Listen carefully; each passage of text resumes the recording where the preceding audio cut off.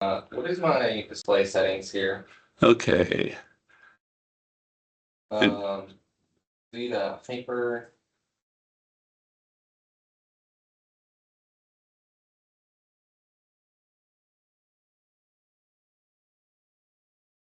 ADP and HDMI.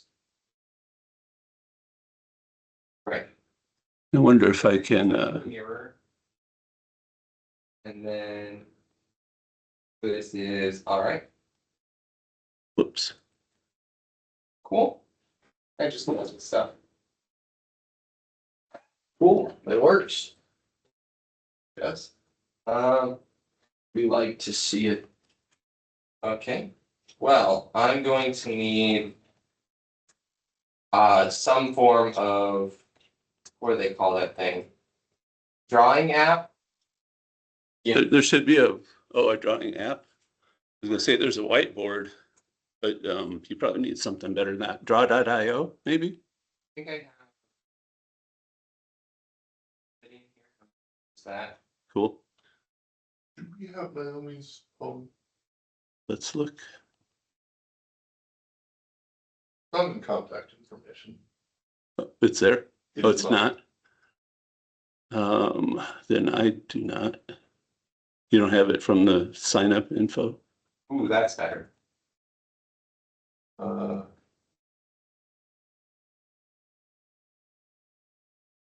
I sent that to you. Oh, and you sent it in, Text. by text? Yeah. You can, I've got a browser-based thing for my text.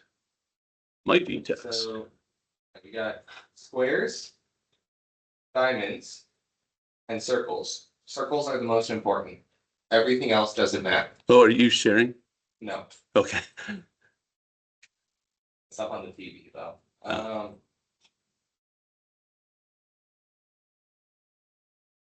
So let's see. Oh, I sent it as an email. Cool.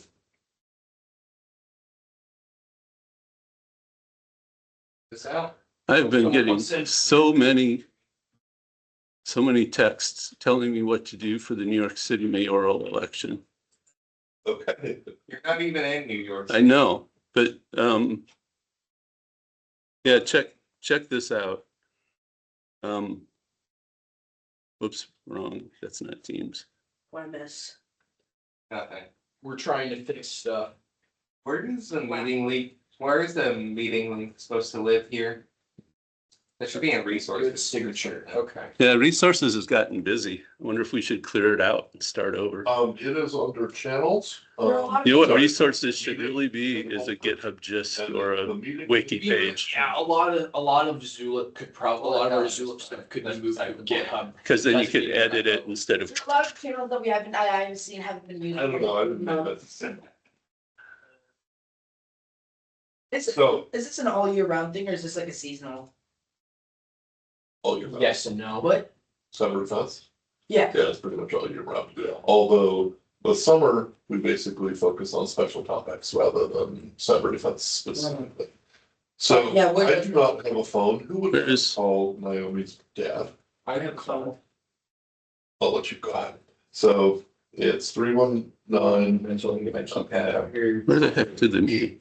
319. 389 7235. His name is John. Yeah, And yeah, I know him. oh, you know, okay. What Cool. is the GitHub? What is the? We're just asking you, Naomi, So what? Yeah. What is the one? or if you'd like to connect. It lives in.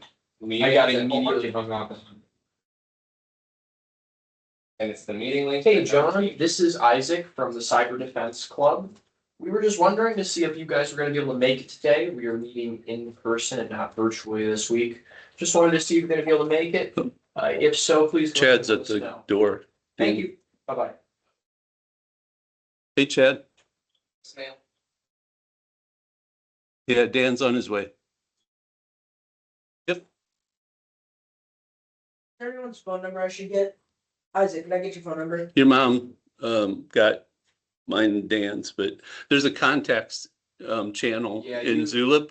contacting me would via email would be better. My phone's getting pretty unruly. I'm gonna try to start migrating over to other platforms because text message is becoming way too out of hand.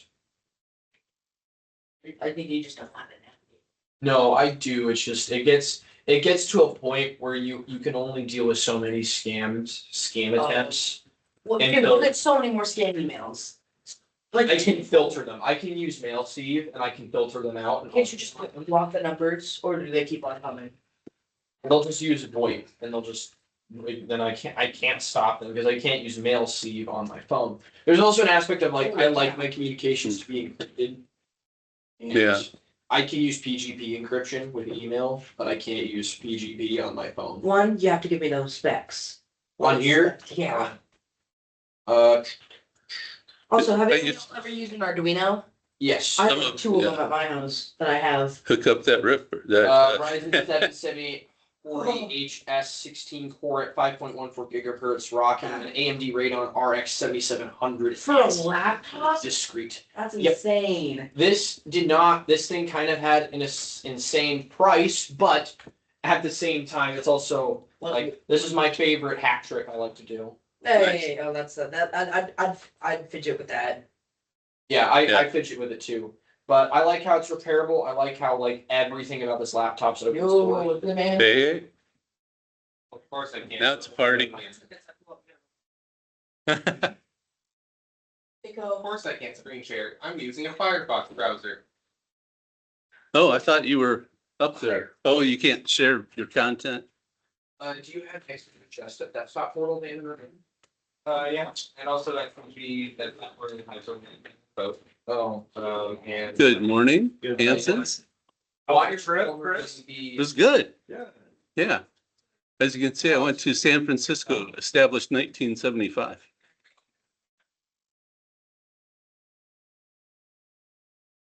Did you know San Francisco is this new? It's hardly older than, that's, some merchandising shop was established in 1975 and they put this on all their merch. And then everybody else started putting it on their merch. But I got this at the original 1975 store. It's legit. Oh.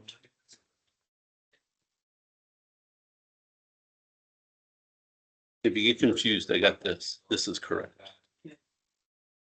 I can see your relief. We're waiting for, Axel's gonna present today. Work. He's, Which one happens to be Chad? Mind letting me in here? Or do I have the wrong? You look like a Chad. I do look like a You Chad. look like a Chad. I I'll don't, take that in a You look positive, like I'll I- take that in a positive way. I don't Yeah. see you. You look like a Tom. I don't see you, Axel. You could be a Tom. I could call you Al.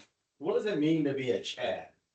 You just, you know, you have the, I have the you Chad. look like a Chad. Yeah, Uh, Sometimes you're hanging out like a hanging Chad.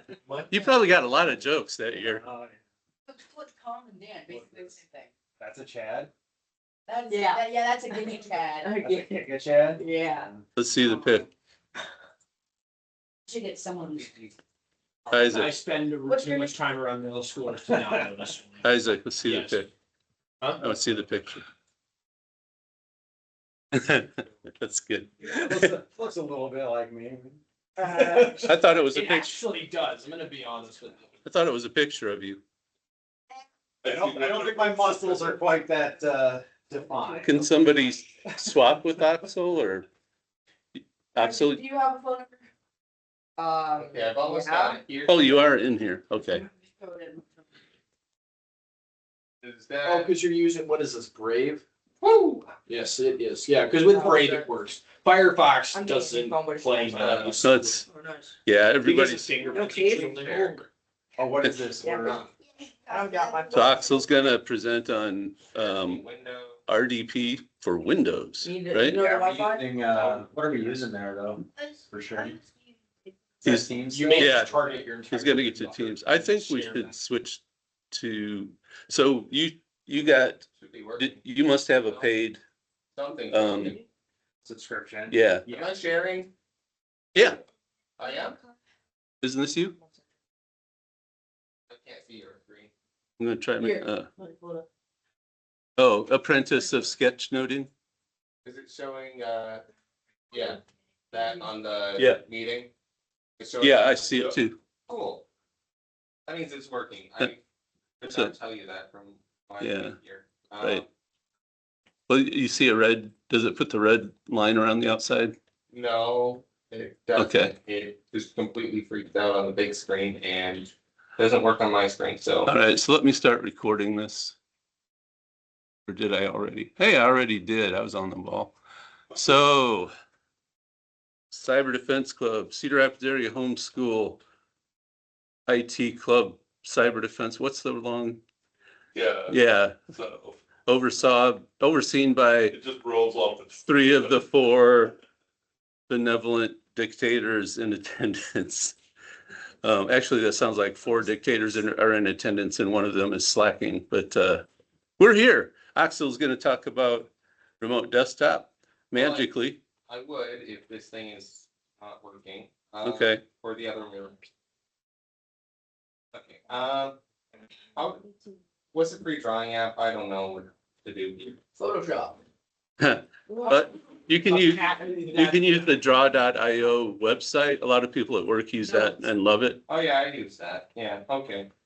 How much is Photoshop a month? Isn't it like $8.99 or something? I am sharing. It doesn't tell me I'm sharing, but I should be sharing. Yeah, I can still see it. This side doesn't work. Okay. Even though this one Okay, does. so I'll go through the left one, okay. So why can I not, So, how much is it, hold on, I'm gonna look it up.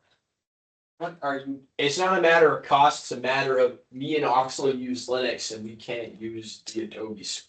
Adobe Acrobat. Okay, this is technically homeschooling. Who used Linux? But what does that have to do with homeschoolers? Who used Linux? We did. Yes, okay, that's correct. What did you say? I don't remember. You said me and Oxel. It's giving Who me used everything about. I think you're supposed to say Axel Yeah. and me, us. Axel and me, us uses. Any of you guys use blog? That's why I use Smashburger. Anyone use blog here? Okay. okay, so for some reason, this program is an absolute. count on you, Dan. It's homeschooling. It Now is, yeah. participated as- What we're talking about, Okay. what we're talking about Guys, is SSH. okay. SSH. Is that the topic today? I think so, yes. It All right. is technically SSH server and client. Oh, that makes way more sense. Okay, That's cool. tiny, but that should work. But yeah, we're talking about SSH today. So SSH, that is a protocol, which is, you know, the way things communicate for secure shells. Secure as in, this is a safe way to do it, usually. And shell as in your terminal, which is it's a thing we use more in Linux, but it's basically you type commands into it and it does stuff. Very useful. Peak. Well Peak defined. anywhere right now? Right. Company. Right now, we're just watching. Yeah, paragraphs. Not gonna use that, but that's helpful. Okay, so what we've got is we're gonna have this guy. And we're gonna call him client. Now, Mr. Client here, he wants to access, we're gonna have this big box over here. He wants to access the server. So what he's gonna do is he's going to first talk to the server and say, hello there, I would like to connect.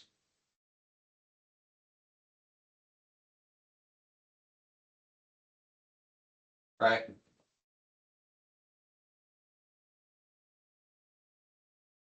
Just like anyone else would. he would like to connect to the server. And so what do you think the server is gonna say to that? Yeah. You think the server's gonna say no? Well, you're kind of right.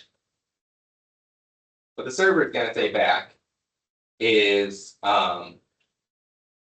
server's gonna say, maybe, first, tell me who you are. Right? Because the server doesn't know who you are. And the server is not just gonna let anybody connect to it. Of course, there are exceptions for this, as always, but in this case, the server cares. Probably more than it should. Then, Mr. Client here, he's a little upset because he feels like he should be trusted by the server. He feels like they've been good pals for a while now. But nonetheless, he says, okay, well, I have this little thing called a key. This is my key. It says who I am, right? So here is my key. And that kind of unlocks the server. That's why we call it a key.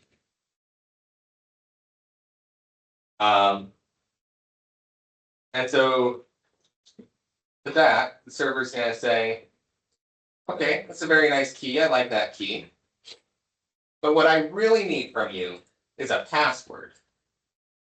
So, what's your password?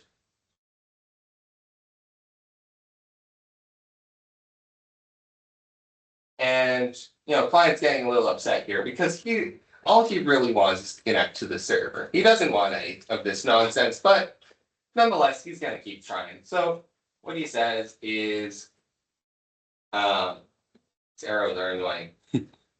What he says is, what's list item? No. What he says, I know the arrows are being evil, is my password is, and of course he's not the best or brightest of us, but he gets his work done. So he says my password is password. 32. And the server knows that's his password. The server's a little disappointed in that, as it should be. But your server says, okay, well that's your password. So here's your connection.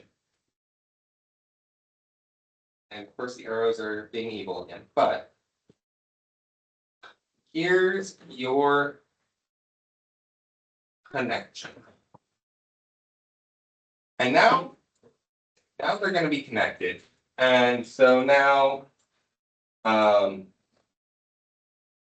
within that connection, right, client might be issuing commands and such,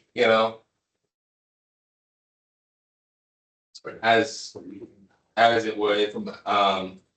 Or there are places you can connect that will sell you coffee. There are places you can connect that, it's not SSH, but that'll play you the entirety of Star Wars using ASCII art. Those exist. Oh, I But see. usually, Just the switch off. So you can do that from it'll the. be a thing you can, now it's on. Oh, yep, no. Usually what you'll get is a shell where you can enter commands, right? So, very nice. Very simple. So, and then the client is what we call anything connecting to a server. So, in this case, we just called this guy client, but you could have more than one client connecting to a server. You could have, all sorts of that sort of thing. The server, that's what we call a computer that people want to connect to. Your sound's on. Yeah. You should turn that off. Echo. There we go. Yeah, so server is any computer people want to connect to, and that is sharing stuff. So, if we go to like, I don't know, google.com, that is it connects up to a Google server that sends us a website. But what's more interesting is I don't have a great example ready, but actually I do. What's more interesting is if we open a terminal here and we go SSH to like I don't know, terminal.shop or something, and it'll connect us to this. You could follow along with this in your terminal too. Yeah, you could follow along with this if you'd like. A secure shell is installed natively on every operating system. And so, I don't A know, handful of exceptions. terminal.shop Like here Windows. is, Windows has a secure shell client. Oh, What fine. I about thought the you had little installed. Batman laptop my mom bought me when I was 6? You know, it Yes. plays little Batman mini games. Maybe not. maybe. Yeah, and you can put secure shell. So this here, right, it's a shell into terminal.shop, who, they sell some lovely coffee, by the way. This is not an ad, I just do enjoy their coffee. But yeah, this opens a shell into there, and what they like to do is draw this nice little UI in your terminal. And, if I want to order some, I don't know, order some 404, their decaf blend, I could add that to my cart and go to my cart, and I could check out, but I'm not gonna do that, especially since we're recording. 404 decaf. Yeah, 404 is their decaf blend, it's very, Is there an Not actual saying car it's shop? right. It's great. That Yeah, it is. That is hilarious. This is actually, you can actually buy coffee from I here. ordered coffee from here, I got their object. What do you mean you $20. ordered coffee? What the? Bit of a side tangent. So this is ran by the Primogen. Okay. He built this entire shopping interface served over SSH. You can also go in the browser and you order coffee. It's powered by Stripe because Stripe's pretty awesome. Blinking lights. What is the Okay, now I'm curious. Oh, the Telnet server. Yes. if we're still talking about connections, we've also got, there's a way to watch Star Wars in your terminal. If you do, Telnet Owl, This is not available on. this is, Windows has Telnet client. yeah, Windows says Telnet. Oh, I Oh, thought let me that type was. this in, let me type this. So if What am I typing you, in? Linux Telnet is not if pre-installed. you type in Telnet owl.blinkenlights.nl, Hold on, Telnet.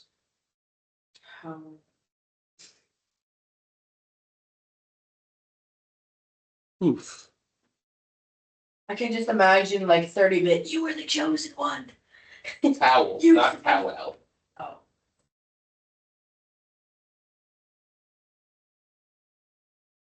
Oh.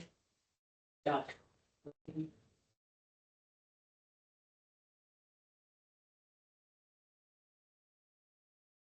Sure. Yep, just center there. Should work. And 32-bit, you were the chosen one. You were supposed to save us from the top. Oh. No, you don't have Telnet. There was a time when Windows did have. There Telnet. was a time, yes. Yeah, you have to I install remember, it. no, I remember it was pre-installed on Windows 7. There was a period of time where it was pre-installed. Nowadays, you only have secure shell. Why is it not working for me? That's it's usually out by now. Is it working for you, Isaac?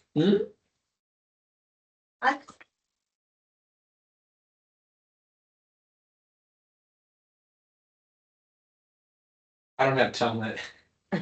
Oh my God. I think, well, it's because I don't have it. I don't even have Netcat. New VM. Oh, are they No, down? I'm on Arch right now. Who knows? Anyway, we're Anyway. gonna get back to secure shell. Or yeah. So It's not I don't working know. for me either. Anything else here? I think I've explained most of this. Yeah, I mean, do you wanna do a secure shell and throw it into verbose mode and kind of just like show the handshake happening? Yeah, I just don't have much I could secure shell into. Do we have any VMs on Ice Rink? We don't have the VPN. Yeah, we don't have a You could, VPN. you could do a console and VPN. another console. Yeah, we mean, yeah, we can hop in, do you wanna hop in there and get a, just so I get a dirty SSH server up? I think Ubuntu server has it. I think it's pre-installed. Yeah, it's pre-installed, you just have to you have to enable the service. You could use curl to load that Star Wars site. Wait, really? That's what I've been working on ever since you said that. I did it from Python, that's why it took a while. Is it working? So, let's see. To go here, darn it, I don't. You don't know the password. I forgot my password. Content sharing has ended. We'll be back after a brief pause from our sponsors. That doesn't make sense. How you doing, Koa? Did you see the messages in your Slack channel? What'd you think of my stupid joke? Are you enjoying being in your little sandbox? You haven't really been very talkative in there. No. It's really just us saying hi, and getting nothing back, just radio silence. You're ghosting us. I'm impressed. He's showing his inner strengths by not ravaging the channel with. You may be able to leave your sandbox. Yeah, acting like that, we might have to be able to give him You're the doing more better than me, latitude. Huck. Yes. That's a low bar. Yeah. The child who is like much younger than all of us is doing better. Self-constrained. I'm very proud of him and how he's doing. Although we might wake the giant talking about this, Yeah. wake the bear. Well, that's why you keep this up. We'll release you from your sandbox, but we're gonna keep you in there. Now that we've kind of prodded the bear, so to speak. And what would be the next channel? Random? Probably random. Yeah. And then if you get in on the action at a Why does it not international show my screen competition, share? it might even let you get full access. Who knows? Why does it never show my screen share here? That, it's not Let me- reassuring. Not see it on the web view here. Anyway, I'm looking, see if I can tell anything. all right, oh, Oh, there's a shared content screen. okay. It wasn't the same one as before. I had to switch windows. So this is, now I'm on my, VM here. Status message. All right, It's on. yep, Hey. IP address. I did set this up, yeah, if anyone wants, yeah, so I'm here, Isaac, I'm gonna use your VM. Knock yourself out. Which one is it? I think it's probably gonna be 6XV testing. Or first VM? Let's try Either testing. works. Those are my names, that's helpful. So this is, come on. Isaac's server. And this is, my server. Huh. So Isaac's server here is gonna be acting as the client. Oh, that doesn't say Isaac server. That's weird. Oh, sorry. I've got two tabs open here. Gotcha. I should probably, No, it was, I Oh. just missed the comment on that one. That was my bad. yeah, so this. There you go. So if we look here, my IP address is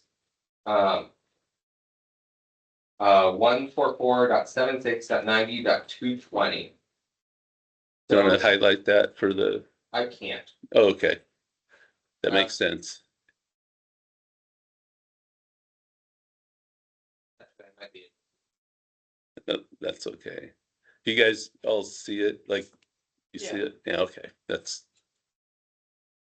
The big screen. young eyes. Gotta like that. Can't read it, well, I Oh, can. there we are. Okay, now I have a mouse. Ooh, I love that. Okay. Yeah, if we look here, it says my IP address is 144.76.90.220. And so, What is an IP address again? It's like your house address. It's how your computer's gonna be able to find other computers. Is It's, it private information? no, remember the DNS server? We said, you know, I want to go to Reddit and it returned an address. Yeah, So with the IP address, it knows what computer wants to go to Reddit? yes. Okay. Whenever you talk to Reddit or whenever you talk to any other server, you need to disclose your IP address so they can find you when they return the data after you request it. Public. Yeah, so, On private networks, like on your home network, you have your ISP IP address, and then you have another IP address that's hidden from everyone else. you can type in your password for your VM here. It should just be password. yeah. So it'll return it to your public address on your ISP, but then it knows how to find the original sender. It's magic. That is so helpful Poor to have GPM installed. Huh? GPM is a mouse in Getty. Oh, that's fancy. Can it paste? Yes. I And use, copy. well, I use Flipbox for all of that, mate. Well, I mean, it's usually difficult to paste into It's got its own. web. It's got its own paste buffer within the VM. You can interface, Okay, but Could you like hook it up to like your X word? maybe I don't know. so let's see the magic, man. Okay, so Magic. yeah, man. with our client here, we're gonna want to connect to this IP address I have highlighted here. So what we're gonna do is run SSH. We're gonna connect as my user, Oxtel, to 144.76.90.220.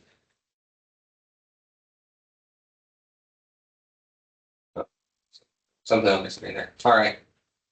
And now it's asking if you're sure you want to connect because it's not familiar with this server. And this is going back to the diagram here. This is the tell me who you are step. And so the client and the server both ask each other who they are. What's Right? your name, man? So And you've never trusted this. You've never told SSH that you trust this server. That's why it's asking. what's the verb? Isaac, what's the Attack me. verbose? And you have to put it before the Yep. Yep. So Oh, now it gives you all that debug information. this is all the stuff it's doing. Yeah. Yeah. Yeah. So what it's first doing is it's loading to see if your computer, your user, at least in Linux, knows who you're trying to connect to. And you can see where it's checking. It's checking in his home. If you want to scroll up a bit, Ox, or like highlight the identity. It's searching in there for identity files inside of what's called the .ssh folder, which is where all of your users' SSH data is held. This is where known host keys are, and this is where your keys, which we'll get into in a bit, are also held. If we continue down a little bit, we'll see that it's attempting to authenticate into the server and that it's trying to load host keys, and it's not finding anything. So now it's performing a key exchange, which is how it's doing its initial encryption round, which is basically just preventing that people in between your server and the target server, there's no middleman, is what it's doing. And then And it's people can't sniff Exactly. it's It prevents encrypted. sniffing. Sorry. No, it's fine. Yeah. And then once it's determined that there is no key file, it's then going to ask the user, hey, we don't know who the heck this dude is. Do you still want to connect? You never connect. Yeah. So You've never done it before. We don't know who they are. Are you still sure you want to do this? so yeah, what it says here, my mouse hold. I'm just gonna use it. So it's not necessarily a bad thing, it's just telling you. Yeah. It's like, hey, we don't know who they are. Are you sure you want to do It this? says we don't know who this is. So do you want to trust them? And the way it knows that it's never seen this server is that line, that ED 25519 key fingerprint.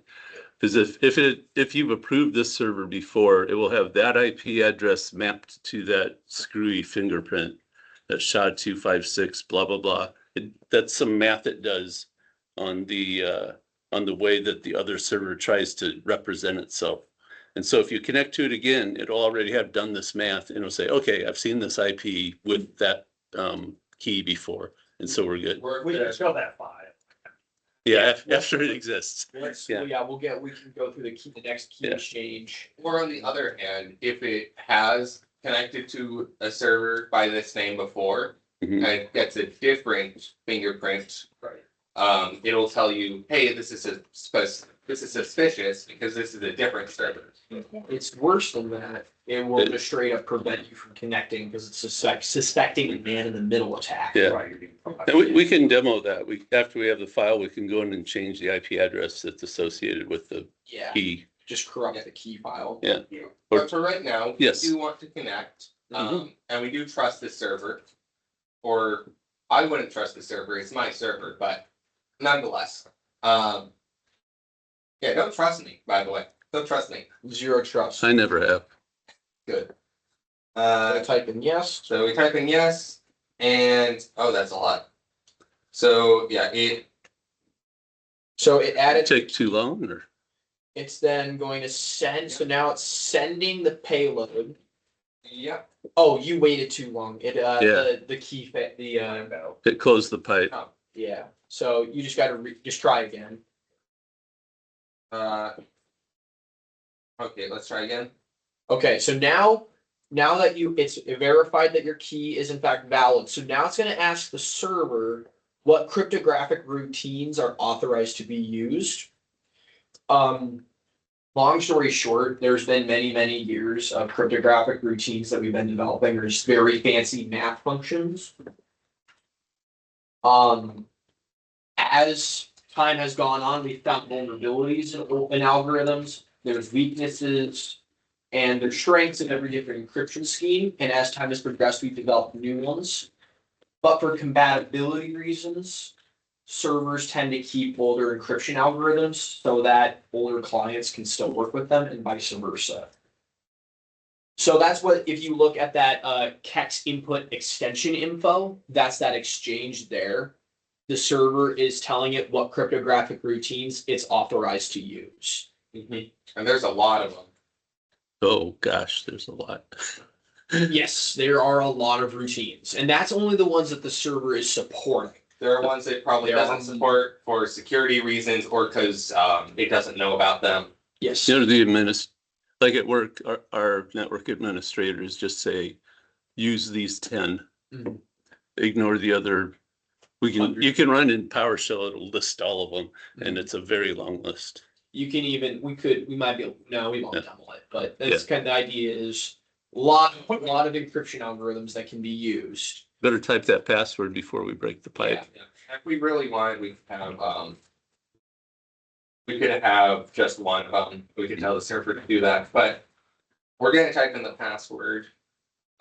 So- Some places shut off password authentication. And only allow you to do keys. So there, it's going, what it just did, we don't have the logs, but I'll kind of walk you through what it just did. So what it did, the first thing that it did is it's hashed the password or ran it through a similar function like what we saw with the host fingerprint. It ran it through a similar function and sent that over to the server. And then waited for the server to then compare it to the password database that it holds. And then if it works, then the server will talk back to you like, hey, the hash is clear, you're good to go. If it doesn't, it will stop talking to you. And you'll just have to wait until it says, until the timeout occurs. Then after it authenticates the password, it will then generate an ephemeral key that is thrown away after the session so that so that your password can't be leaked through a brute force attack or a future vulnerability that is found in that encryption scheme. And then as such, we are now in the machine, Axel. Yep. And just to prove that, There's the who command, WHO, that lists logged in users. If we run who, we'll see, this is me on TTY1, right? But then also, we have this other user that's logged in on PTS/0. And PTS is Pseudo. it's a form of pretend terminal device. They don't really exist. That's a P. Pseudo teletype. Yeah. Pretend Pretend. text system. It's just a text buffer. Yeah, That's it's all it just is. it's just sending text back and forth Mhm. between things, which is what a terminal does. So now that we're in here, what's ls on both of them, and we're in the home directory of both of them. So if we're on this connected computer and we create a file, I can't type while I'm talking. We create a file called Hello world. logged in. That's good. That works. Yeah. You'll need to put that in quotes. Bash doesn't like exclamation marks. All right, and we list files again. There it is. Wow, that's incredible. You could also just run host name. Yeah. Host. Well, no, they have the same host name as each other, so that would improve. Oh, everything. that would be a problem. Yeah. So yeah, we have we have now put a file on the computer, and yeah, if we wanted, we could edit this file, and I could say Just did a min. hello world, and then over here, I could output the contents of it. There it is. There it is. That's amazing. If I really want, Absolutely. I just tried to control D here. Oh, there it goes. Oh, you closed connection. Oh, and it tells you that. If I really wanted to, I could, You want to copy that file down? yeah, what, SCP. SCP. I could securely copy the file from What? Where? Oxel at 144.76.90.220. I got that right? That's scary. Then you got to do colon, Colon and then relative to their home directory, what do you want to copy in? logged in. Bang, bang, bang, bang, bang. That's 5. Yep. Then where you want to plop it? Just put, Well, by default, it should plug. No, you got to tell it. no, you got, That's a put a manageable dot. argument. Well, put it here. That's what we say. So we're copying a file securely. We're gonna get all the information, and then the file is from this server, and it's called logged in, right? And then we're copying it here. That's what the dot means. And so it just did all the stuff we just saw, right? With all the public key authentication and stuff. And it all looks really familiar because SCP uses SSH to do this. It's asking for my password again. So I'm gonna type this. And then Whoop. it authenticates, it opens the file system. It goes and downloads the file. And then, yeah, that's it. And so now, on this computer, I now have a copy of that file. And if I look at the contents of that file, it says hello world. And just to prove we're not on this machine anymore, if we run the who command, it only shows me. And over here, if we run the who command, it only shows them. Very nice, very simple. You can run IPA. Their times are off. Yeah, they haven't plugged, they haven't synced. We might need it. Well, we don't need to worry about That's NCP. not concern. That's not a concern right now. But Yeah. time breaks a lot of cryptographic routines. That does. If we want to set up, let's say. Then we'd want to if that happens, competition time. Yeah. So if you set Oh, they are? NCP Interesting, then why did? 411. Because you've been logged in, that's your login time. Oh, gotcha, that makes sense. Cool. Like they, because they should have an NCP. Cool. Yeah, Yeah, You would think so, yeah. NTP. I kept saying NCP. It is 04. That is the time. Yeah. It is 4:00 7. p.m. Wonderful. Well, at least you Oh, 5. That's right. Yeah, it's 4:00. Yep. Happy 4:00 to all of you. Gotta love Greenwich Mean Time. So yeah, I'm gonna log out of both of these. Isaac, you now have a mouse installed on your computer. Deal with it. Wonderful. I've always wanted a mouse on my computer. They squeak and they eat your cookies. Both are good. I prefer just regular TTY, but that is just me. So yeah. Is there anything else I should go over here? With SSH or clients and servers or anything? Can we, well, there's the config, but should we walk people through doing it themselves? we could do, We well, I could do did that. have a question though. Why do we want everything to be encrypted? Why do we want everything to be encrypted? And I didn't mention this as much, but the reason that we call it secure shell is because it's encrypted, right? So all the data sent back and forth, the only people who can read it are the client and the server, right? So does anyone have any ideas? Why would we want our connection encrypted? We can't read it. Okay, that's right. But why wouldn't we want them to read it? Security breaches. Is that something we should There's a, do? Kinda. there's a specific thing they could do that is done a lot if this stuff's not encrypted. But I don't know if you'd come up with it. Yeah. Yeah, so there's this is maybe the first, I think I know what you're aiming at, right?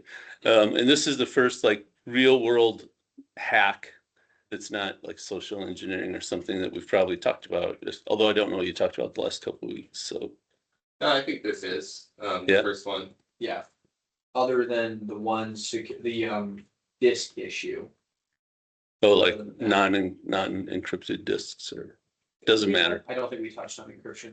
Yeah, this is the first time. Okay, so I think you're probably gonna have to explain it. So what if, and give them a what if there was somebody Okay.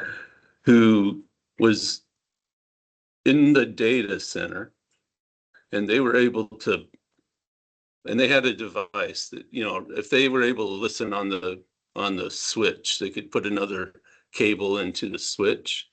And they ran a utility, Wireshark is our favorite, and they ran a utility that was able to watch the network traffic. Or, oh, set this up. That's not the right way to set this up. Well, You're talking about MITM, right? yeah, Yeah. a little bit. That and also session hijacking. Oh, But, okay. Yeah, you go. So let's say theoretically, I have my server, right? And I'm running, I have an access statement on there. Suppose you're a bank. Yeah, suppose I'm a bank, yeah. I'm a bank and I'm and I'm trying to make a transaction with my bank provider. And it's not encrypted. Well, so the key that is used for my bank, how I spend money, if that's not encrypted, if I'm just like, let's say Geraldo intercepts my connection of me trying to spend like $100 to buy what I would buy with $100. Pizza. He now has my key. Okay. He has that key, and that key could be used to then go and impersonate me. Or since it's not encrypted, there's no way to know my message that I'm sending to the bank has not been tampered with in transit. So what someone like, let's say Jeff intercepts that same communication, and instead of me sending $100 to like Pizza Hut to buy my $100 of pizza, he then sends that money to his bank account and makes it into a transfer. So now not only is he hijacking my session, but we also have another guy who has done what's called a man-in-the-middle attack and has stolen my session token and stole my credentials and can now go and impersonate me and do whatever the heck he wants. All the privileges I have, he now has. Or Go ahead, yes. Suppose I'm the FBI, right? Suppose, because I'm not the FBI, but That suppose I doesn't were. take much imagination. And like I've got all these secrets and stuff, in some central computer or database. And suppose someone wants to connect to that database, right? And so they connect and they look at some of the stuff. And of course, that has to go over the network. It has to send whatever they're looking at to them, and they have to request it. Well, if it's not encrypted, then people can look at their communication back and forth with, Wireshark or something similar to that, like that. And what they can do is they can take that, and now they know the secrets because they saw them pass back and forth. And if you were gonna do something like this, if you had a nefarious goal in mind, you might, intercept the keys in real time and publish information on a Minecraft server. You might have 1,000 people logged in and they'd all do something with it, right? I think that would be fun. Hypothetically. Just trying to come full circle there. Oh yeah, we always, he's the ethics guy. No, don't do that. We talked either last year or the year before. There was, my boss used to be the chief architect at VeriSign. I don't know if you've heard of them or not, but they run quite a few of the root DNS servers for the internet. So if you say, where are name servers, DNS servers for .com, they're the ones that tell you because they own .com. And, well, actually, no, they're the ones that can tell you because they own some of the root servers. That's the right way to say that. And he told me that there was a day, quite a while ago, where a group of hackers came like this close to bringing down enough of the root servers that the internet would have kind of blinked off. And everybody said, because they always say this, these are state-supported actors, meaning like it was China or North Korea or somebody, but it wasn't. It was like 4 or 5 people in the US, and some of them were underage. They were juveniles, but they didn't get tried as juveniles. They got tried as adults because of what they did. So really, don't do that. Or you just have the knowledge to do that to begin with. Yeah. Yeah, we're teaching you this knowledge not to be nefarious. Yeah. But you understand it. I always have to take it seriously and tell a real story. So Oh, yeah, it's a major deal, because if they were successful and can you imagine taking .com online? it was going to be more than .com. Well, yeah, but just Yeah. Wasn't it all like the INA, the entire INA? I can't remember, INA but that makes sense. I think it was all the INA servers, the master servers Uh-huh. that distribute all the certificates. Yeah, like Then we all have to start using .org. No, like No, this org this is- is even worse. This is the nut. So there are like 9 dudes that run the internet. Yeah. Each one of them have a key, and that is the master signing key. And he's serious, 9 people. 9. Yeah. Not 9 organizations, not 9 companies, 9 dudes. Each one of them who have a master signing key. What's it do? That master signing key is what makes DNS work. DNS is what owns all the servers. That's how you get to google.com. It starts with .com. And Reddit.com. Okay. Yeah. So DNS is what stores Reddit and YouTube. Yeah. That's where you get those IP addresses. Yeah. Yeah, fun fact, every internet address like google.com ends in a dot. It's invisible, but it's Yes, there. yeah. And so they, and then that dot has .com and .net under it, and then those have like Google and Reddit under them. But the people who own dot and control what dot can do, that's those 9 people. These 9 dudes, they manage a server, and this is the root master authority server. If that server goes down, if all 9 servers go down, the internet will stop working. It will grind to an immediate halt. Across the entire world. Yeah, yeah. No one will be able to look up DNS because the root certificates got stopped. And even worse, what if they took control of those servers, you can revoke the key.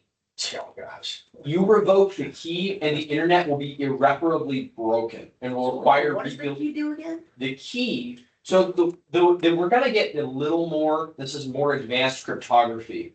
But when I have a key, I can then take that key and make a new key from it. This is called key derivation.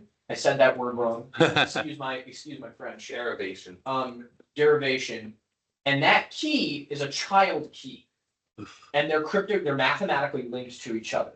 And we can continue doing this indefinitely. Those are your certificate authorities. These are your certificate authorities. INA controls the 9 master certificates and the root DNS servers. If the keys got revoked, what would happen is that this encryption that websites use would stop working.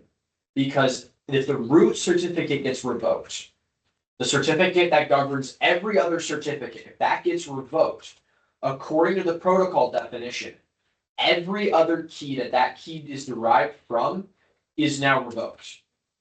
It's hereditary. It's done. Yeah. Which means if the root key is just like that, the internet will grind to a halt and will be irreparably broken. Because no other key, once that key is out and no other key was minted to take its place and like that all was set up, we now need to rebuild the encrypted web from the ground up. Instantly trillions of dollars in like The stock market stops working immediately. instant Google down. everything. Everything will stop working. And since we have the 3rd largest DNS in the world, I'd probably get to help. The other thing, I think it's Diana you were talking about. Yes. They, the traitors them have these like ritual meetings where Yes. they like Yeah, update all their keys and stuff. in a It big is done cage. in complete secrecy and held with like religious levels of severity and security. Like they will, if you try to break in, they will not hesitate and they will kill you. Levels of like, Yeah. they will protect the keys with everything they can. So if I could just jump in here just for a second. Absolutely. So thinking about that macro scale makes it kind of feel a little bit like a James Bond movie. It's not that far off, but even misusing some of the information that we put forth in this meeting. If that got tracked back to you and then got tracked back to this group ends. The end, you know, It's game over. so. When you think about ethics, you want to think about all of the affected parties. So this is also affecting all of your friends here. It's affecting future people in homeschooling who want to have some technical education. Your family. It's affecting your family. It certainly would affect us as coaches. So, you know, recognize, because, you know, I was a teenage boy at 1.2, that sometimes you don't think about all the people that are impacted by your actions. But if you were to use this nefariously, even at a level of, gosh, I wonder what this would do, that suddenly can have, you know, real negative impacts on a lot of people, not only you, but also people you care about.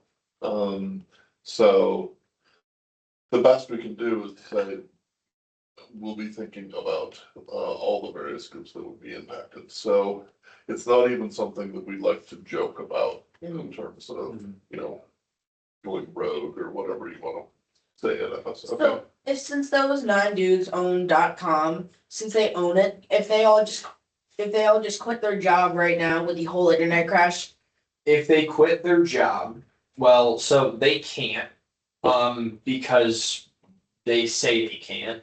Because you think of it less as a job and more as a religion. And it's held to that level of severity. Well, they would have to be replaced. That's the They bottom get line. replaced, Yeah. yeah. But those keys, those root keys and the root zone control, which DNS is held in zones, the root zone, which is what everything cascades down. So it's just like the keys and the 9 dudes are the people that use the keys. So hold on, I'm so confused on what the keys do. So Do we have a keys, whiteboard? It'll make it, I think. we have the visuals one, will help. it's in the, yeah. I'll It's give you- okay, I'll give you a chance. it's a fun topic. Yeah, I it's- think it's good. it's in the last Um, area on the right. Well, we're trying to Probably find home. write it in. We're not necessarily trying to scare you, but we want you to understand the responsibility that we're talking about here. And if there's things that you're curious about, like bring them up. We can maybe set up an isolated environment where we play with that in a safe way so you can understand it. Yeah. But don't take this knowledge and necessarily do something with it. With the knowledge that I'm getting, what is it that be able to do with it? Okay, so I just want to give a specific example. Before we were meeting here, we were meeting in GoDaddy's actually office. And, but I think it was Netstat that you informed us that had we run Netstat from our computer on that network. Nmap. Nmap. Yeah. Nmap, which basically maps the network. That would have been considered a prelude to an attack. All the doors would lock and they would only unlock when the FBI showed up. Just because you simply ran that command on it. You logged on their network on your laptop and ran that command. Did that happen? No, No. we, I had We're telling you that because you don't want to be in a situation. So if we learn the command, if I went in there and logged in and did that, FBI would show up? depending how, yeah, Yeah, we're- depending how you logged in. Yeah. So It would have done. depends how you run it, and that's the problem. All the Yeah. computers on the network, how they're connected, which is something that you would often do as, oh, I'm getting the lay of the land. So It's, that I can- yeah, reconnaissance to see what's on the network. Yeah. Yeah, So you'd be able to map it out so you know like what the weaknesses are. right. It would tell you What the what's on the connectivity network, points are. who can talk to who. Yeah, and what kinds of computers there are, what their IP addresses are, what OS they're running, what apps they're running. And what is it that on their OS and what computers they have? Why is that such personal information? Because It's different, the precursor. The first entry point to understand how to attack. Yeah. yeah, It's not what it does, it's more of what it means. I can't hack a network without knowing what's on the network, which means that I'm gonna do some kind of reconnaissance beforehand. That is an indication of a potential yeah, I attack. tried that actually. And when it comes to data. Is it excellent? Like GoDaddy or hospitals, they can't take any risks. Meaning even the slightest chance of an attack means we gotta go, it's code red, we gotta lock down now before crack hits the fan. I'm involved in incident response. I could walk through that someday because some of it's surprising, namely that we don't lock down the bad actor. We watch what they're doing. And if they're not doing something that we deem harmful enough, we keep watching them to triage what they're doing, where they came from and stuff. If they start to do something that gets toward one of our sanctuaries, inner sanctum, right, we say, then we whack them. But they show us where, how did they get in? We want to know that. We want to see they found a weakness and we want to learn it from them. Yeah. So, More companies have the concept of a honey. yeah, Where they will actually. It's not necessarily a bad thing on its own. That it's used. it's how it's used. Yep. And the other thing is that if I don't know if GoDaddy does this, but running Nmap on your own, network will also give you that same information and, oh, here's some vulnerabilities that I should probably. Yeah. Oh, Or security. Oh, yeah. Yeah, I've used It's it. supposed to be used for good. Yes. I'm not sure about The how unfortunate- you gather that. Yeah, data. it's Yeah. because of the way Nmap works under the hood, a lot of telemetry is hidden simply just because that's how Nmap's built. But we watched this so closely. I ran 2 or 4 commands in PowerShell yesterday. And it was to see myself and somebody else, it was to see whether we were members of certain security groups in Active Directory, which we'll talk about later. And within half an hour, somebody from security sent me a message in Slack. They said, you know, we see an uplift in Active Directory related commands. We just want you to verify that it was you, that it was part of normal business, that it wasn't anything happening that you don't know about. And so I told them, yeah, it was me. I was doing some research on group membership for me and somebody else, and so it's fine. That's not So- something you probably tip. Yeah, so they watch it and they catch these things right away, even though they're innocuous. They know that it, in that case, again, that could be reconnaissance. Somebody's looking at our users, finding out what groups they're in. You know, okay, we're going to target the domain admins, the highly privileged people. Who are they? You know, in this case, I was looking at groups that would give you a little more permission in a very secure part of our network. And so That's something we're learning. maybe, Yes. well, I'll use NNAP. Yeah. Oh, Let me just go. Yeah. Since you're kind of interested in that, sure, go ahead, research it, read about it. I mean, it's not use it at home. a difficult command. You just type it in and it kind of goes, I think. We can probably use, I think we used it here on the Yeah. guest network Um, before. But if you then want to try it out, you can try it out at home. We could also set up something on Iowa State's Ooh, within the probably in Ice Age. yeah. yeah, we could I probably can set up a Yeah. Vol VM. And I've got a hub I used to bring. with it, and we could run it on that so that you could learn about it, and that's fine. So this is a great opportunity to learn about things, and you know, having Ice Age and access to Ice Age is huge because it means we can do things that you wouldn't want to do in the real world, because in the real world you're going to attract police attention. And you probably don't want that. So so, you know, those things can, so if you're interested, you know, say that and that's fine. Yeah. But it's not something you want to do in the real world because of the ethical consequences. Yeah. And So, what happens to you? yeah. So, Yes. So before you guys start, you're kind of wondering just how this works, and they're going to tell you about. Stuff that if you, it's like in jail. if we- No. No, But- we're, yeah. No, when we're not gonna, we're learning about things so that we can secure the network. Yeah, I know, but Yeah. that's not what I'm saying. I'm saying we're learning stuff that if used wrong could get us in trouble. Well, right? we'll keep that from We're happening. learning real world things. Yeah. This is really how these things work. This will help you get a job Yeah. later as a white hat, somebody that uses it for good. So we won't let you, if you don't go off on your own into red or gray, you know, areas, you won't do this. If you're not sure about, hey, should I be doing X, just ask us. We won't let that happen.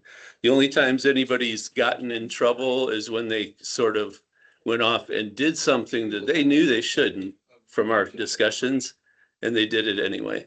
So, so I'm sharing right now, and you know, before we get started, didn't you ask, like, how do the keys work? Yeah. Yeah. And stuff. We were writing things up. there, Okay, too, well, so- actually, I don't need to share.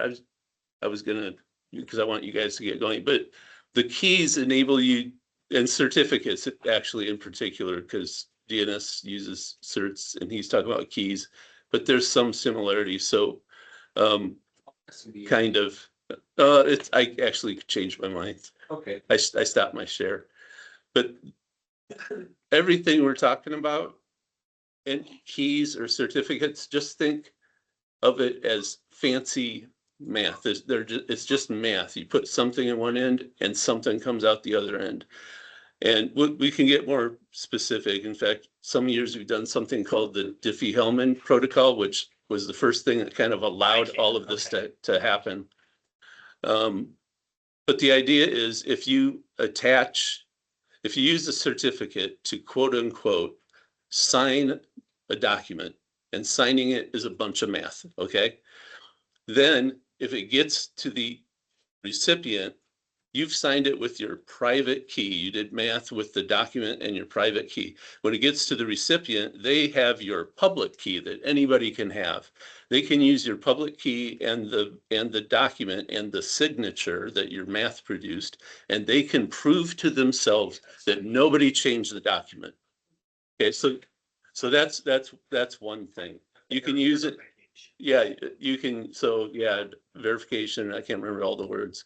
So there are things like that that certificates and keys let you do, because if the math, if the document or the message or something is mucked with, the math goes crazy and says, this isn't the same anymore. And the encryption, when we do encryption, we use math that's very easy to do going forward to produce the encryption, and it's incredibly difficult to look at the encryption and go backward to recover the text. So it's just math, and so the math has certain characteristics that makes it easy to encrypt or to sign or whatever, but makes it just nearly impossible, like to change a document and not break the signature. Not going to happen, right? Or to look at the encrypted thing and figure out what the plain text is.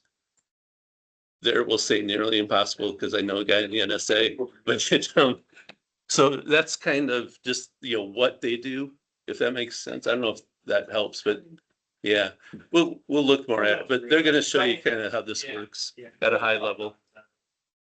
This nest is the backbone of the internet.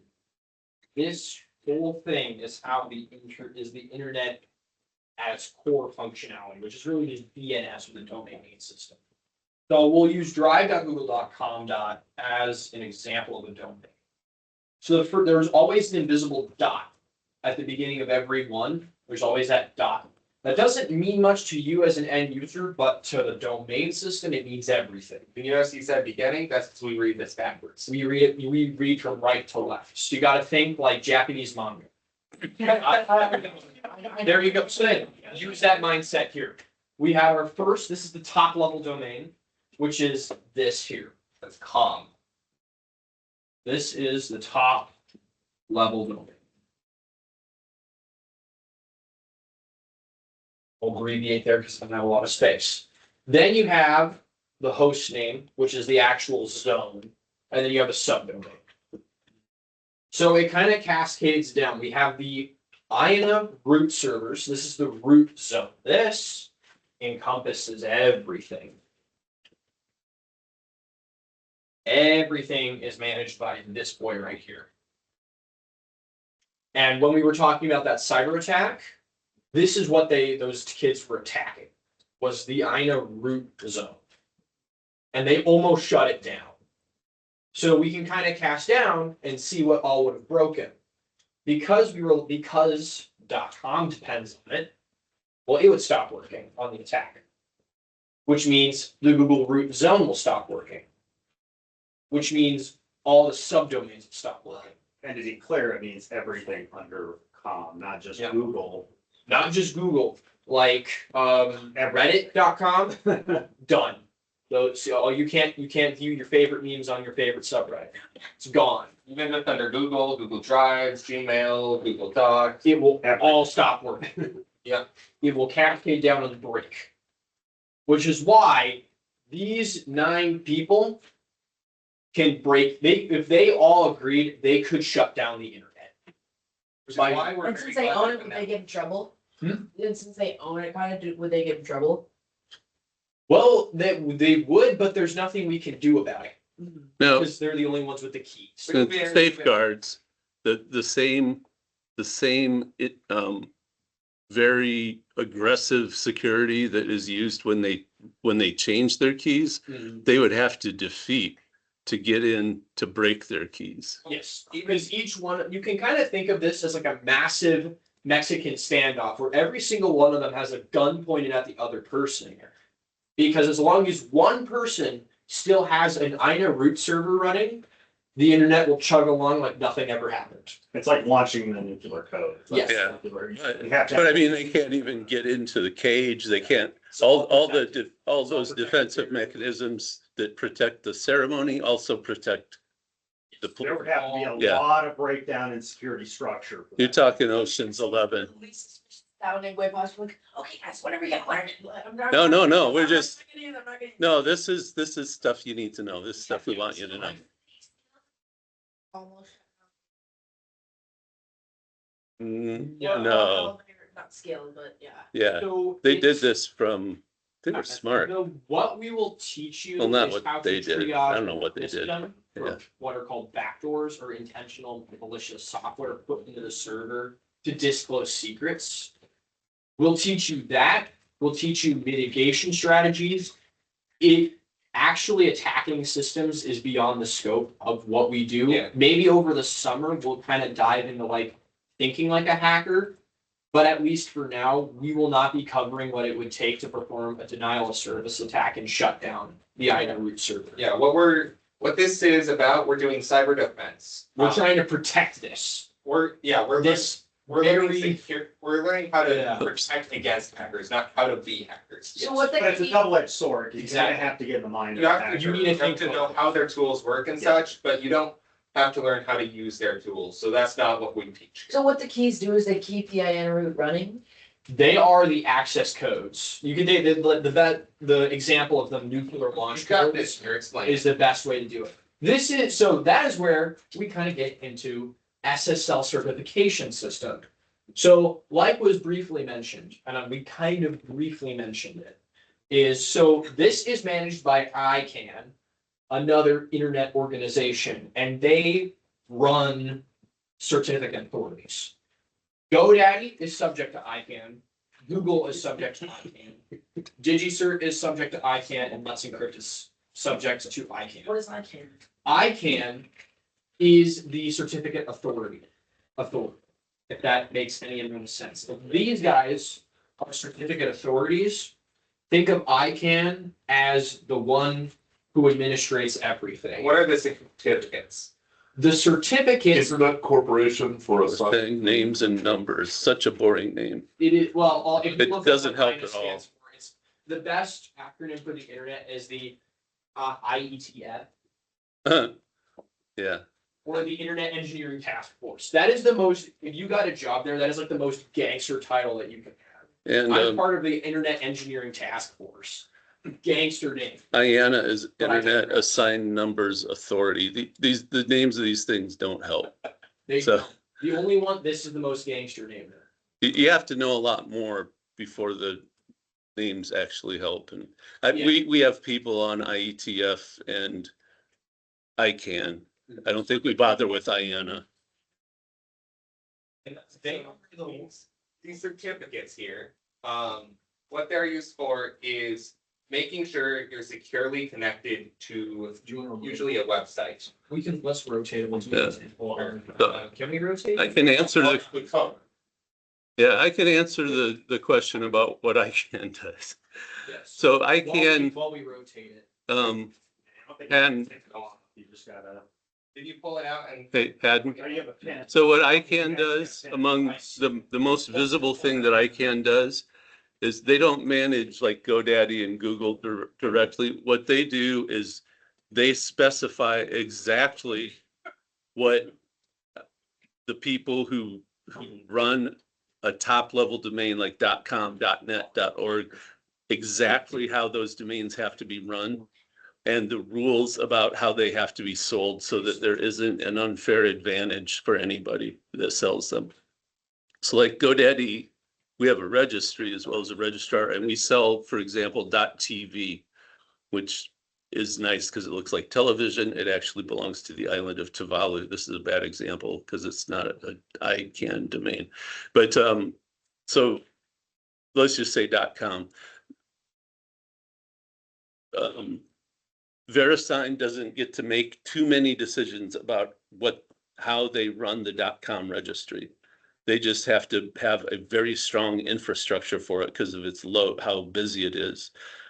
And they have to extend the same pricing to all the registrars, including GoDaddy. That's an ICANN rule. Lots of ICANN rules for how they run. It's nice for us because it means that to an extent, the way we communicate with the ICANN registries is identical. But so the top level domains that are governed by ICANN, it's very nice for us because they're almost cookie cutter. You get the ones that are for countries like .us, and I said .tv is a bad example because it's not under ICANN, it's a place, it's Tuvalu, an island in the Pacific. They can do whatever they want. They're a nightmare for us. But that's what ICANN does. It governs those top level domains. I can tell he's bored. No. So that's kind of their charge, is to make sure all of these domains have rules, and they have to pass tests. Like they can't be too slow, and they can't, there's all these things they specify, tons of things they specify. So now I think he's ready. See how I filled that space? So, certificates are based on the principle known as asymmetric. We kind of know you're somewhat familiar with symmetric, where it's like, I just have a password. We'll just say our password is password. And then I have a message that I then lock with my password here. And then we lock it with the password. So when we talk to Alice, all Alice needs is the password, and she can unlock Bob's message, just using the same password. This is all fine and dandy, but how do we get Alice the password to unlock it? We can't just send it over to her, because then Jeff can just take the password and now he has password. And we don't want Jeff to have the password because he has an angry face and is wearing a hat. So we know he's malicious and he has malicious intent. So we need a solution to this, because we need some way to talk to each other without just handing over the password. And this is where asymmetric encryption comes in. And it works by using what are called private and public keys. So with the private key, we kind of talked a little bit about key derivation. Thank you. Derivation. I can't English, pardon my French. Key derivation. So we have our private key, and then we can make what's called a public key from that private key. What that basically means is now we have a key that we can make from this key. But this is the really cool part. We can't take our public key and make it into our private key. So now we have a very interesting property here where we have a one-way operation, but we know we can always do that. So now I can give Alice my key now, and now it doesn't matter if Jeff has it because he'll never have my private key. So now I can use my private key and encrypt my message. Well, actually, it's the other way around. That's my bad. We can use the public key. I'm getting mixed up here. We can take the public key and we can encrypt with the public key. No, you encrypt with the private key. And people decrypt it with the public key. Yeah. I was right. I should have my gut. So you have to make sure Jeff doesn't have the public key. It gets more confusing every explanation. Encryption is sorcery in the highest degree. and it has to be perfect. Yes, Otherwise it does not. under no circumstances could this go wrong. Because but you don't hand out the private key. No, The private key you generate, that's how you sign your crap. yeah, you encrypt with the private key and you keep it to yourself, and then That's right. it's decryptable with the public key. That's right, yes. Yes. So Bob would encrypt it with his private key. Send it over to Alice. And now we have a secure communication, and Jeff no longer can impersonate Bob or read this message because we always have these private. And These are all privately managed. We have to make sure Jeff doesn't have that public key. Exactly. There's another way we can do this, Haddon, where this is even more magic, where if we want Bob and Alice to have the same key, which they can use to do encryption, math. So they have the same number that they can use to do the math and encrypt things. You can actually send information back and forth to establish a key, right, to use for encryption. And you can do it right in front of Jeff. And he can see everything and not have any idea what the number is that you came up with. And that's voodoo. That's good. That's good. What do you say? Magic. But yeah, maybe we'll look at that later. I was right, yes. Public key is used for encryption, the private key decrypts. That's right.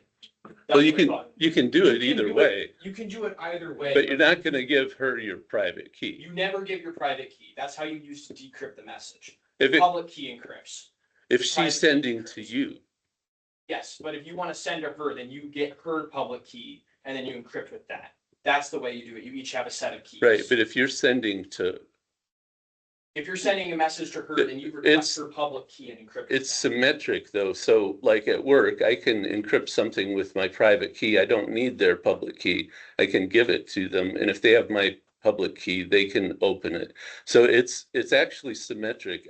You can do either. Yeah, you could do either. Yeah, We're talking asymmetric though, So Right. if I can where interrupt and just kind of sum Yeah. up a yeah, little he's bit. got a, So,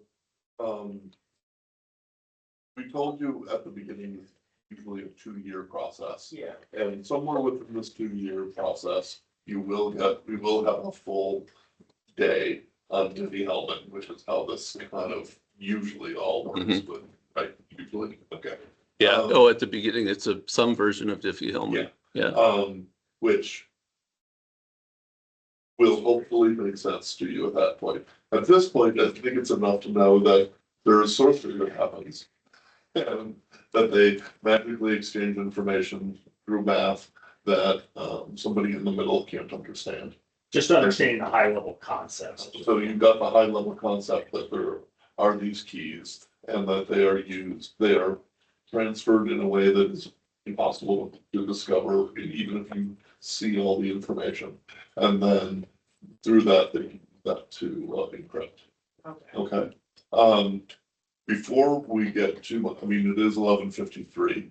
I got an email. I just wanted to let everybody know there is a Cyber Youth Summit on Wednesday from 10 to 2 at in Coralville. I can send more information on it. Yeah, it's at the college campuses across, well, it's at college campuses across Iowa. So I think it's at the, I can send more information, but, this is part of, the cybersecurity ambassador program from Iowa State. I can't make it. I'm pretty much smack down in the middle. If anybody does want to make it, I mean, we're pretty far along in the cybersecurity thing. I think this is much more interested in working with people that are kind of beginning the process. I think like somebody like Yeah. our 2 first-year students, I think it'd be really good. That's true. That's true. Yeah, I don't know exactly what they're doing. I know they're doing, let me find here. Some of the ideas, I have a document that they used to, for, organizers. They might be doing some capture the flag, competitions. Some security demos, talking with, industry professionals and that sort of thing, which I don't know if you're, looking to talk with professionals that, because I mean, you know want the to reason reason to for jobs, Yeah, I am actually on the market for employment, so I see no other reason than for networking. Then that might be a good thing. So this is something you have to sign up for. I think it includes lunch, which means it probably some small fee. I can send this information out. If otherwise, it's iowacyberhub.org/youth-cyber-summit. Where is it at? It is, hold on. It's in Coralville.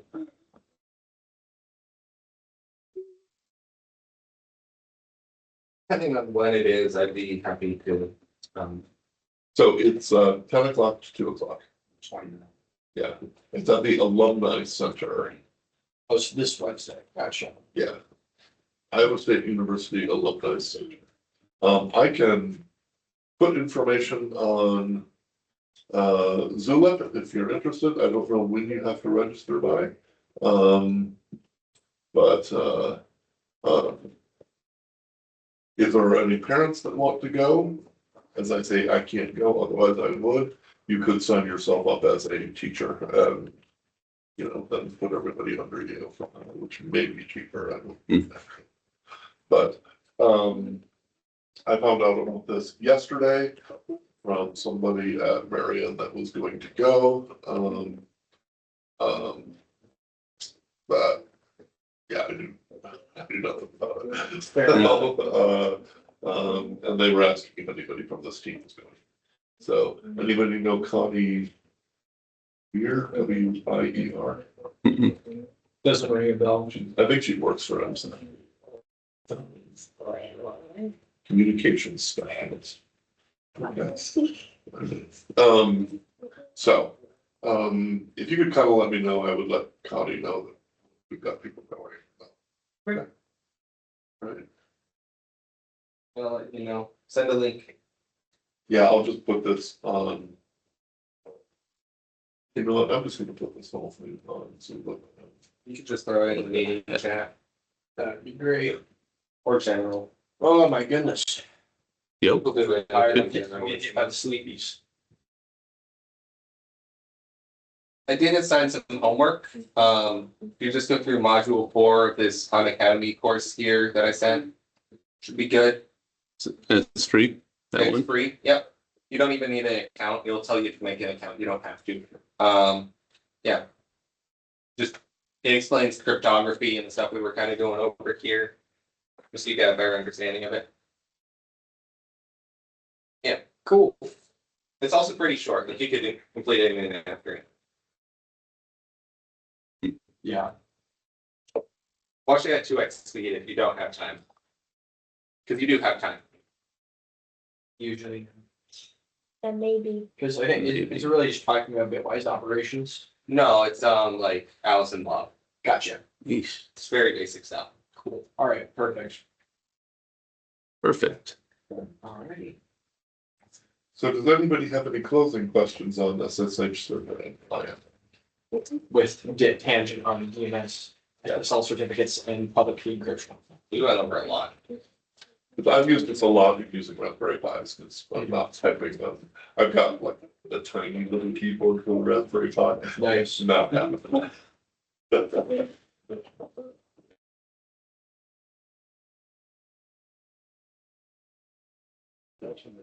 Yeah, there's a lot of content, like, Oh, are we leaving at 12? yeah. Oh, Well, no, You're not. so Python thing is happening. Oh, that's right, that's. Yeah. That's it. what? Who would like to stay for? I mean, it's gonna be too basic for you guys. You're welcome to stay and join us. I would stay, but I have work at 2. So I Just need to go mow to our one. lawn, We need to vote. final lawn, That's not. Final one? for the final year? mowing of Just go the to one. baby. You're learning. technically, For yes, what? till 1. He's going over, So- Python. What time does it go to? So we're gonna take a half-hour break or so to eat lunch. We've got a lunch. And then I think we have it on the schedule till 2. Or 2:30. Yeah, we can't. do Whatever. that long. We gotta go.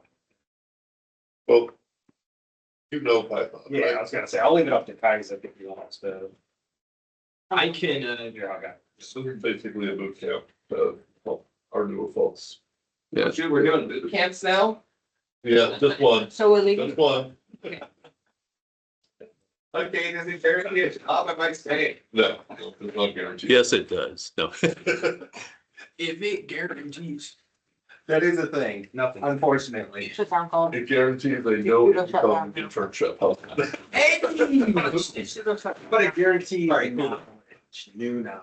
Nice bookkeeping. Bless you. I can afford a zero. Oh, I can afford an unpaid intern. Absolutely. You pay for my gas at least, it's a bit of a drive to the office. Good luck. Shots fired. oh, Oh, man. oh, she was at home. It's, something weird going on. Like what flavor of weird? So, yeah, What's your saying? I am. The three of us. We need a personalized session, man, with the Yeah. best. Good here. luck. That's like, Well, I thought, that's worth its weight in gold. oh, it's gonna do it for I don't think the time weighs much. Let me do this. It's the most expensive resource. Yeah, it's just not. Attention is the most valuable resource on the internet. So, here, here's my, How much weight Um, or somebody? Yeah. Right. Okay.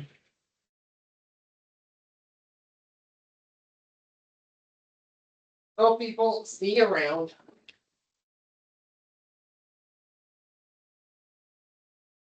and I'm like, what?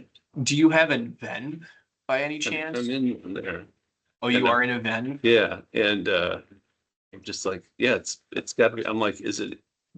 Yeah.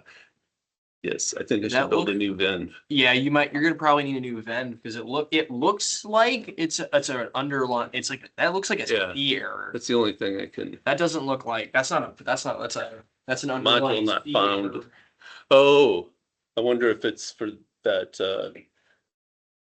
because those are math, Gumpy and Prime Pi. Yes, that- What's prime? Is that just a C optimized prime engine? Maybe, this is the Diffie-Hellman stuff that we had in 2024. Oh. So we did it in Python without, there's an optimization Okay. for, see it, Yeah, For can you the head the file you're running here? multipliable exponents. You would do it a lot faster, but I didn't do that. I just wrote it out. And, what do you want to hit? Can you head the file you're gonna run? Well, there's several of them. Well, the main one. I Your don't, entry point. whoops. No, it's just several different scripts that do the same thing. Yeah, you may want to just rebuild your Venn. And none of them have that module. in Yeah, it, So I think it's in the, So We- it's we your think it's in the- requirements file, no, right? no, it's not. We think it's probably in the Venn. It's in one of them. All right. We're good. I won't try that. Okay. And it's, what CalUtils didn't have anything in it. It was gonna, it's strings, Yo, strings. but look at the size of the library. Yeah. They're dangerous. They're kind of snake. You knew that. I'm sorry. But it's not named after the snake. It's named after Monty Python. Yeah, Yeah, it's a Which- Monty Python. which I never watched a lot of, so I get lost in the examples sometimes. I only watched Monty Python and the Holy Grail, Yeah, and that's it. my wife and a lot of our friends like Monty Python. So do you need to eat lunch or? Is Python something that I should learn for this club? Well, we're gonna talk about Python, and then in the main, the 10 o'clock session, we're gonna talk even less, but like for 1 week, one class about PowerShell and Bash. And it's because stuff comes up where we need to know something about coding. I think you've done some coding, and we, I think you Yeah. showed me some of your Lua. You're familiar with Lua. yeah, I should research. So we'll just, and it's just gonna be you and me, so we should like sit next to each other. Where's? Yeah.